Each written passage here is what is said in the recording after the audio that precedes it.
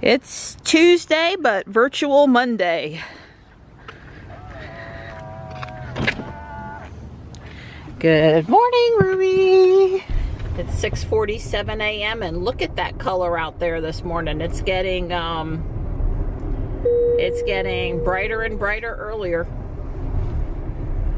We could have used to have left the house 5 minutes earlier, but it is what it is.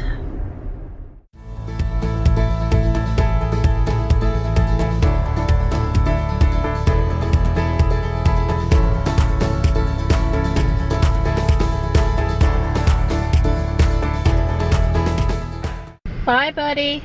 Bye, Mom. I love you. Yep, have a good day. I'll see you this afternoon. Okay. Bye. Bye.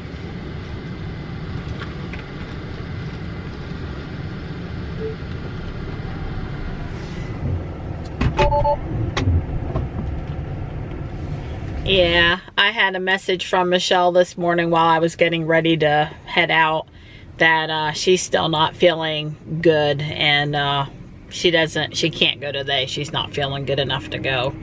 So that's a real bummer. Shopping day is postponed. So that means I'll pick up Johnny this afternoon like normal, and then we'll go to Whole Foods and do our shopping and get the farm order. So yeah, that's a little bit of a bummer. It is a rather pleasant morning out there. 38 degrees, clear, winds less than 5 miles per hour. It's decent. Well, I don't know, that American flag over there by Hardee's on the right is blowing a little bit, but it's not too windy out. I'm sure last week gas was at $2.15 or less, so it's really shot up close to 20 cents here in the last few days. Wonder why.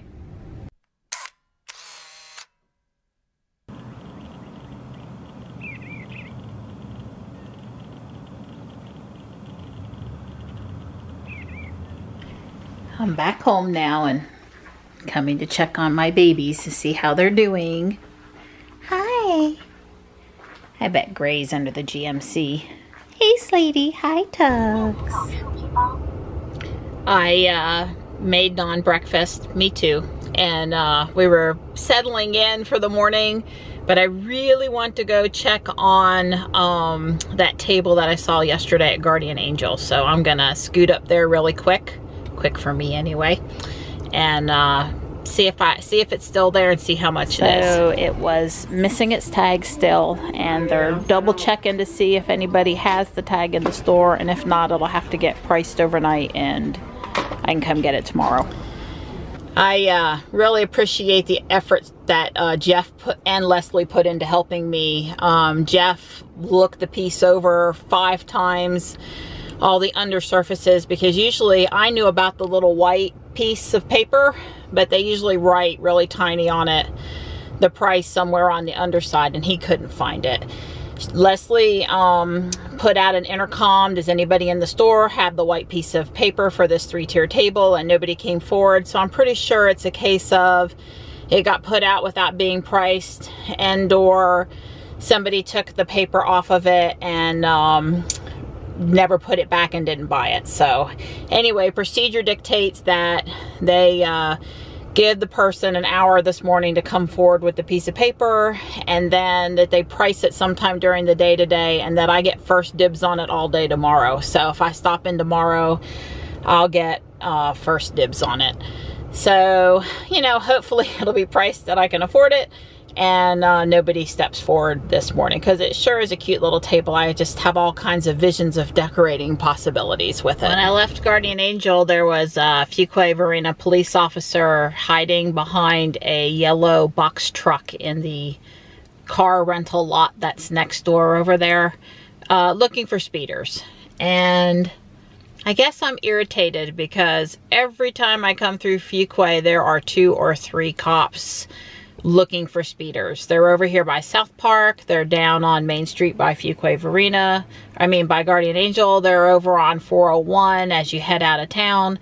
All the time. I mean, I can't even go anywhere anymore without there being at least one cop looking for speeders. And while I don't want people to speed through our town, I don't want our town to be a speed trap either. Some, you know, reasonable middle ground between let's protect the citizens and make sure folks obey the traffic laws and, you know, not be just in it for the fine, the money. And I just don't want people to come to our town and think that's all our town is. And it just seems like there's more presence now than there's ever been. I mean, they used to, a year ago, you would hear me all the time talking about they're out here on 401 again, they're out here on 401 again. I get it. You know, folks weren't slowing down right when they came into town by the sheets, or they were really going above the speed limit heading up to Garner and Raleigh area. And so they patrolled that area to keep people safe. I could say that then. But this doesn't feel like safe. This just feels like we're trying to make money for the town, I guess. I don't know. Something in the middle would be good. Bye. Bye. Brr. I know. Seriously, right? Yeah. It's 44, but it's a damp, really damp 44. It's like raining, but it's not hitting the ground up there. Yeah, it's actually, you could feel the moisture in the air and stuff, yeah. Yeah. All right, well, I'll see you after Whole Foods. Okay. Love you. I love you too. Kiss, kiss. That doesn't look good up there. There looks like I think it was a Prius that the dump truck has hit. I don't know how that happened, but I would say he came through the light. But that's just speculation. So did you survive your virtual Monday? Yes, I did. Good. I think the cakes today are making me think spring. Easter, pastel colors. Something pretty when it's so cold and dreary and cloudy outside. Johnny's being the good helper as always. Thanks, buddy. I even have him ordering all the meat together, all the veggies together. Does a good job. It's cold today, but he's being a good boy and taking about the shopping cart anyway. Thanks, Johnny.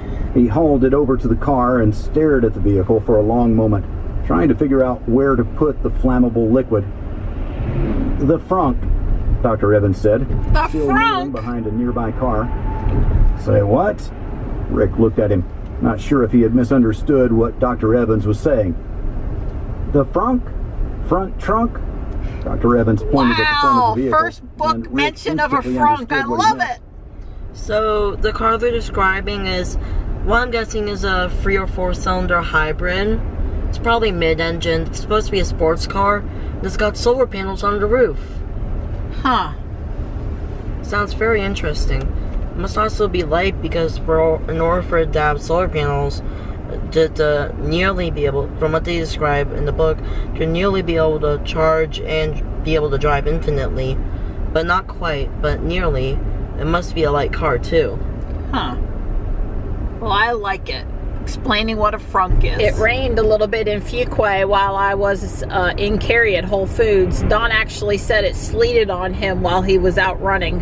Opened up the back and a bag of groceries fell out on the ground. Oh no. Mostly all we lost was a half a bottle of tomato sauce, but no glass broken, and what was left in the jar is still usable. The cap came off of a bottle of barbecue sauce. Somehow I managed to allow to fall out the bag that had all the glass in it, but none of the glass broke. So, you know, it could have been worse. Dawn got up the chunkiest parts of the sauce, and I'm gonna pull Ruby into the garage now. Glad no glass broke. A very typical 101.8 miles today. Wow. It's like a sleet accumulation out there, Donnie. It's not supposed to amount to anything or cause any trouble. Uh-huh. Yep, uh-huh. Remember, more likely that It ain't gonna do anything. That's when we're in trouble. Don doesn't catch too many Pokemon, but he excels at hatching eggs. I mean, excels. We're going through hatching 2 or 3 eggs a day. After his run, I go in there and pop, pop, pop, pop, pop, and restart them. And yeah, she told me I was just nice and comfy here on the couch under my blankie. And she told me to get up and go walk 0.2 of a kilometer. actually, it's 1/10 of a kilometer. 1/10 of a kilometer. Yeah, How you're far shy is it? a tenth there. So I'm Get gonna go walking walk to the garage and back, and hopefully that'll in do the it. sleet. In the sleep.